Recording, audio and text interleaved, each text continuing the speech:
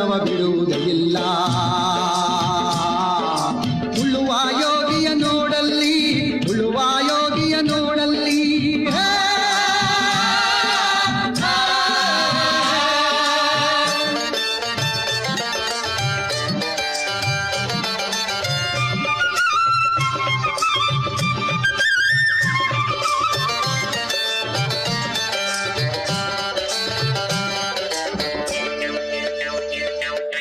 ಯಾರೂ ಅರಿಯದ ನೇಗಿಲ್ಲ ಯೋಗಿಯ ಲೋಕಕ್ಕೆ ಅನ್ನವ ನೀಯುವನು.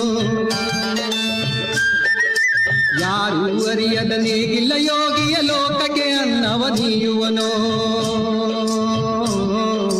ಹೆಸರನ್ನು ಬಯಸದೆ ಅತಿ ಸುಖ ಕೆಲಸದೆ